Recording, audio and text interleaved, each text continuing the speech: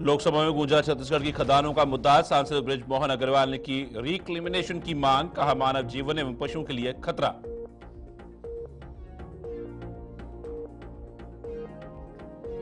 CBI छापेमारी पर सियासत तेज, मुख्यमंत्री साय का बयान आया सामने, कहा महादेव सट्टा ऐप के दोषियों के बचने का रास्ता नहीं।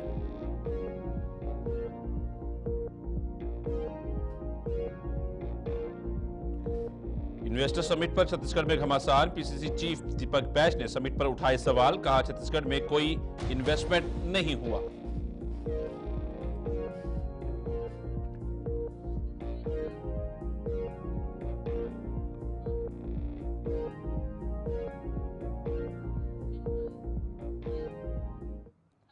नमस्कार, छत्तीसगढ़ी खास खबरें देख रहे हैं आप सब। मैं हूं आपके साथ साहिल कीर्तनी। रायपुर सांसद बृजमोहन अग्रवाल ने लोकसभा में शून्यकाल के दौरान छत्तीसगढ़ राज्य में कोयला, लौह अयस्क, सीमेंट और अन्य खनिज खदानों की बदहाल स्थिति का गंभीर मामला उठाया। उन्होंने अपने प्रश्न के माध्यम से खनन मंत्री का ध्यान इस ओर आकर्षित किया और सरकार से इस पर तत्काल ठोस कदम उठाने की मांग की। अग्रवाल ने सदन में बताया कि छत्तीसगढ़ देश का सबसे बड़ा कोयला उत्पादक राज्य है, जहां कोल इंडिया की अनुषंगी कंपनी सीसीएल सहित कई सरकारी और निजी कंपनियां बड़े पैमाने पर खनिज खनन कर रही हैं। भारत में जितना कोयला खनन होता है उसमें सबसे अधिक खनन छत्तीसगढ़ में होता है। एशिया की सबसे बड़ी कोयला खदान भी इसी राज्य में स्थित है। खनन कार्य समाप्त होने के बाद खदानों का रिक्लेमिनेशन नहीं किया जा रहा है, जिससे गंभीर पर्यावरणीय और सामाजिक समस्याएं उत्पन्न हो रही हैं। वर्तमान में राज्य में 100 से अधिक खदानें ऐसी हैं। एनएमडीसी समेत अन्य निजी कंपनियों द्वारा संचालित खदानों की स्थिति एक जैसी है, जहां खनिज निकालने के बाद खदानों को छोड़ दिया जाता है, जो पर्यावरणीय संकट और जल प्रदूषण के साथ ही मानव जीवन एवं पशुओं के लिए खतरा है। सभापति महोदय, मैं पूरे देश के साथ साथ छत्तीसगढ़ के भी महत्वपूर्ण विषय को उठाना चाहता हूं। Coal India, Steel Authority of India, NMDC, इनकी सबकी खदानें पूरे देश भर में हैं, परंतु उन खदानों में खुदाई होने के बाद में उनको फिर से जो रिक्लेमेशन की भरण की कार्रवाई करना चाहिए वो नहीं की जा रही है। हमारे छत्तीसगढ़ में 100 से ज्यादा ऐसी खदानें हैं जिन खदानों का रिक्लेमेशन नहीं होने के कारण वहां पर लगातार एक्सीडेंट हो रहा है और एक्सीडेंट होने के कारण जानवर और आदमी दोनों की मृत्यु हो रही है। माननीय सभापति महोदय, इतना ही नहीं, उन खदानों में गंदा पानी भर जाने के कारण वो पानी रिसाव होकर जो ट्यूबवेल में पीने का पानी जा रहा है वो भी पूरी तरह खराब हो रहा है और वहाँ पर पर्यावरण भी पूरी तरह खराब हो रहा है। जबकि नियम है, सुप्रीम कोर्ट के भी नियम है और खदान के नियम भी है कि जितनी भी खदानें हैं उन खदानों में खुदाई होने के बाद में उनकी भरण होना चाहिए और उनको रिक्लेमेट करके झाड़ लगा के राज्य सरकारों को वापस दी जाना चाहिए। मैं आपसे इस बात का आग्रह करना चाहता हूं कि इसके कारण अभी छत्तीसगढ़ में एक बड़ा एक्सीडेंट हुआ जिसमें एक बस उस खदान में गिर गई और 10 लोगों की मौत हो गई। लगभग 2 लाख करोड़ रुपए पूरा शासन के उपक्रम इससे कमाते हैं, परंतु उसके बाद भी कोयला खदान, लोहा खदान, बॉक्साइट खदान, लिग्नाइट खदान और जितने हमारे लाइमस्टोन के पूर्व मुख्यमंत्री भूपेश बघेल समेत 4 आईपीएस अफसर के घर सीबीआई की दबिश पर मुख्यमंत्री साय का बयान सामने आया है, जिसमें उन्होंने कहा कि महादेव सट्टा ऐप की जांच सीबीआई कर रही है और इसके दोषियों के बचने का रास्ता नहीं है। छत्तीसगढ़ के युवाओं को सट्टे में फंसाकर उनकी जिंदगी बर्बाद की गई, जिसकी अब गहन जांच हो रही है। जो भी इसमें शामिल होगा, चाहे कोई भी हो, कार्रवाई तय है। अब उनके पास और कोई दूसरा बोलने के लिए रास्ता है नहीं और मुझे जहाँ तक जानकारी है महादेव सट्टा ऐप पर ये जांच हो रही है सीबीआई द्वारा और सबको मालूम है कि किस तरह से हमारे छत्तीसगढ़ के युवाओं को सट्टा का लत लगा दिया गया था और ज़िंदगी बर्बाद हो रही थी और उसी की जांच सीबीआई कर रही है। चाहे कोई भी हो, दोषीदार बख्शे नहीं जाएंगे, सबके ऊपर कार्रवाई तो होगी ही। इसमें कोई भाजपा और कांग्रेस की करीबी का सवाल नहीं है, जिनका भी लिंक उससे जुड़ा होगा प्रकरण से। बेंगलुरु में इन्वेस्टर कनेक्ट समिट में शामिल होकर रायपुर वापस लौटे मुख्यमंत्री विष्णुदेव साय ने कहा कि बेंगलुरु में उद्योग मंत्री और अधिकारियों की मौजूदगी में कार्यक्रम संपन्न हुआ। नई उद्योग नीति से इन्वेस्टर काफी आकर्षित हुए हैं और 3,700 करोड़ का प्रस्ताव मिला है। साथ ही कुछ कंपनियों से एमओयू भी किया गया है। नई उद्योग नीति लॉन्च होने के बाद 4,40,000 करोड़ का इन्वेस्टमेंट पर सहमति बनी है।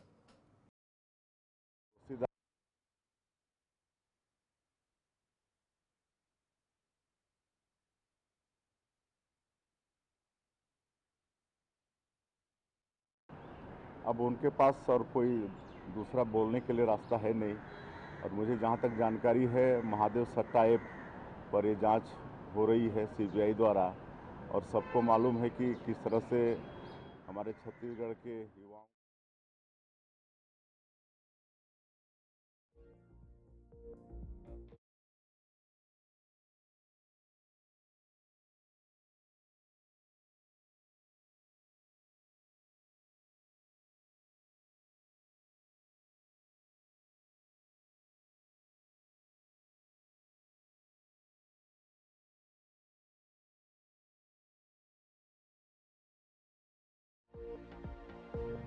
हमारे छत्तीसगढ़ के युवाओं को सट्टा का लत लगा दिया गया था और ज़िंदगी बर्बाद हो रही थी, और उसी की जांच सीबीआई कर रही है। चाहे कोई भी हो दोषीदार।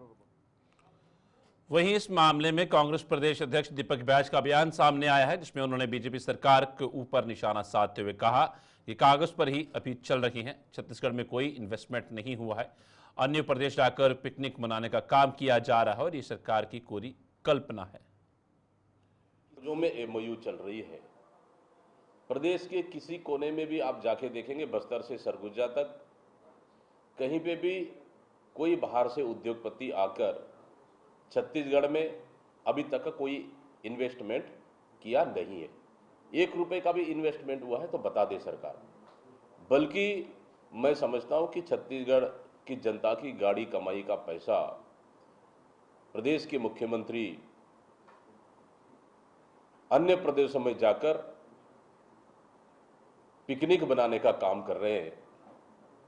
यहाँ के उद्योगपतियों को नहीं संभाल पा रहे हैं, यहाँ के उद्योगपतियों को प्रोत्साहन नहीं दे पा रहे, सब्सिडी नहीं दे पा रहे, और बाहर से उद्योगपतियों को यहाँ पर लाके स्थापित करने का बाद, मैं समझता हूँ इन्वेस्ट करने का बाद, ये पूरी तरह से कोरी कल्पना है कि इस भय का माहौल में, इस परिस्थिति में कोई भी बाहर से उद्योगपति यहाँ पे इन्वेस्ट करने के लिए बिल्कुल भी तैयार नहीं है। बीजेपी की मोदी गारंटी के तहत छत्तीसगढ़ में 27 मार्च को एक और वादा पूरा हुआ। मुख्यमंत्री तीर्थ दर्शन योजना आज से दोबारा शुरू होगी। इस योजना के तहत बुजुर्ग श्रद्धालुओं को मुफ्त तीर्थ यात्रा कराई जाएगी। मुख्यमंत्री विष्णुदेव साय ने रायपुर रेलवे स्टेशन से पहली तीर्थ और ट्रेन को हरी झंडी दिखाकर रवाना किया। इस मौके पर महिला एवं बाल विकास मंत्री लक्ष्मी राजवाड़े समेत बड़ी संख्या में बीजेपी के नेता मौजूद रहे। मुख्यमंत्री विष्णुदेव साय ने बताया कि इस विशेष ट्रेन के माध्यम से बुजुर्ग श्रद्धालु रामेश्वरम और मदुराई के तीर्थ स्थलों की यात्रा करेंगे। इस योजना के तहत बुजुर्गों के लिए यात्रा, भोजन और ठहरने की संपूर्ण व्यवस्था राज्य सरकार द्वारा की गई है। आज मुख्यमंत्री तीर्थ यात्रा योजना का शुभारंभ आज हुआ है, और पहले जब हम लोगों की सरकार थी तब भी मुख्यमंत्री तीर्थ यात्रा योजना थी, और बीच में ये 5 साल बंद हो गया था। अब जब हम लोग सरकार में आए हैं छत्तीसगढ़ की जनता के आशीर्वाद से, तो फिर से इस योजना को शुरू किए हैं। और जो बूढ़े बुजुर्ग होते हैं उनकी इच्छा होती है कि स्वर्गवासी होने के पहले एक बार तीर्थ यात्रा कर लें, लेकिन किसी कारण से अब इच्छा की उनकी पूर्ति नहीं हो पाती है।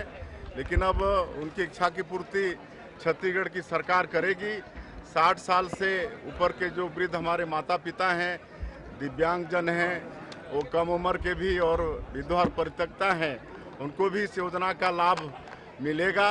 और आज शुभारंभ के अवसर में 2 जिले के हमारे 780 तीर्थयात्री, जिनको हम लोग हरी झंडी दिखाकर उनको रवाना किए हैं, ये तिरुपति बालाजी, मदुरई और रामेश्वरम 3 जगह तीर्थ यात्रा करके वहां दर्शन करके वापस आएंगे। और इसकी चिंता सरकार ने की है, उनके साथ में अधिकारी हैं, उनके देखरेख के लिए, उनकी सेवा शुश्रूषा के लिए उनको भोजन, पानी, नाश्ता सब चीज़ की व्यवस्था ट्रेन में ही है।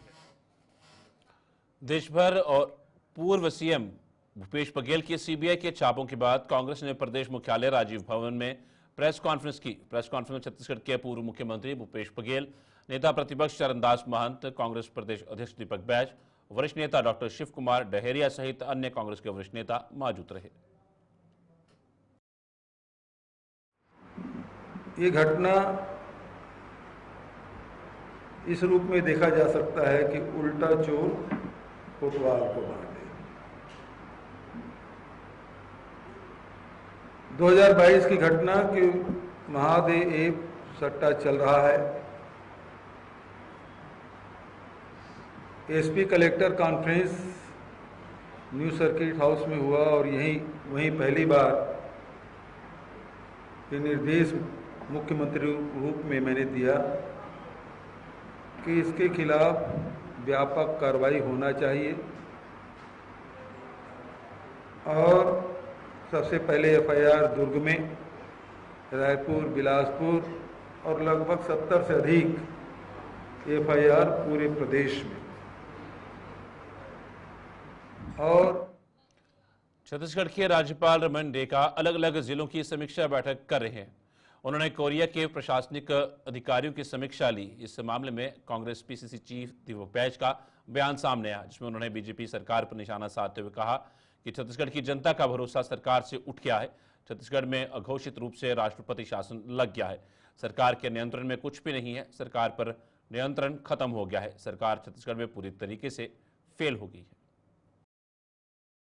बिल्कुल इसी से जुड़ा हुआ कि सरकार के ऊपर जनता का भरोसा खत्म हो चुका है और अधिकारी बेलगाम हो चुके हैं। यहां सरकार के मंत्री लूट खसोट में लगे हैं। छत्तीसगढ़ की जनता भगवान भरोसे है और कहीं ना कहीं इसी का नतीजा है कि छत्तीसगढ़ के इतिहास में पहली बार कि माननीय राज्यपाल जी को जिलों में जाकर जिला मुख्यालयों में जिले के प्रशासनिक अधिकारियों का बकायदा बैठक लिया जा रहा है। इसका मतलब क्या है? मतलब अघोषित रूप से कहीं न कहीं इस राज्य में राष्ट्रपति शासन लग चुका है और सरकार के नियंत्रण में नहीं है। चाहे आप कानून व्यवस्था की बात करें, लगातार छत्तीसगढ़ में पुलिस विभाग में बड़ा फेरबदल देखने को मिला है, जहां पर एसआई, एएसआई समेत 121 पुलिस कर्मियों के तबादले किए गए हैं। Sub inspector, assistant sub inspector के अलावा कांस्टेबल बल और हेड कांस्टेबल बल के ट्रांसफर हुए हैं। पुलिस विभाग में सभी को मिलाकर करीब 121 पुलिसकर्मियों का तबादला किया गया है। यह आदेश एसएसपी रायपुर डॉक्टर लाल उमेद सिंह के आदेश पर जारी किया गया। इस आदेश के अनुसार 121 पुलिसकर्मियों में से कई पुलिसकर्मी ऐसे हैं जो लंबे समय से रेल रिजर्व बल में अटैच थे। अब इन पुलिसकर्मियों को थाना भेजा जाएगा। डॉक्टर इंजीनियर बनने के लिए धमतरी जिले के 100 मेधावी विद्यार्थियों को जिला प्रशासन की ओर से निःशुल्क कोचिंग की नई सहूलियत मिलेगी। कलेक्टर अविनाश मिश्रा ने नीट और जेईई की परीक्षा देने वाले जिले के मेधावी विद्यार्थियों के लिए उमंग अभियान शुरू किया है। इस अभियान के तहत 100 विद्यार्थियों को नीट और जेईई की परीक्षा के लिए उच्च स्तरीय निःशुल्क कोचिंग दिलाई जाएगी। इस अभियान के तहत 28 मार्च से ही विद्यार्थियों की निःशुल्क कोचिंग मोनोनाइट हिंदी माध्यम स्कूल में शुरू होगी। इस अभियान की शुरुआत करते हुए आज कलेक्टर मिश्रा और जिला पंचायत के सीईओ रोमा श्रीवास्तव ने जिले के विद्यार्थियों को प्रोत्साहित किया। स्थानीय हरदिया साहू समाज के भवन में आयोजित एक प्रेरक सत्र में कलेक्टर ने जेईई और नीट की परीक्षा में शामिल होने वाले विद्यार्थियों को पढ़ाई के तरीके तथा सफलता के टिप्स दिए। नवनियुक्त सभापति सूर्यकांत राठौर ने प्रेस वार्ता कर नगर निगम में होने वाले बदलाव के बारे में जानकारी दी।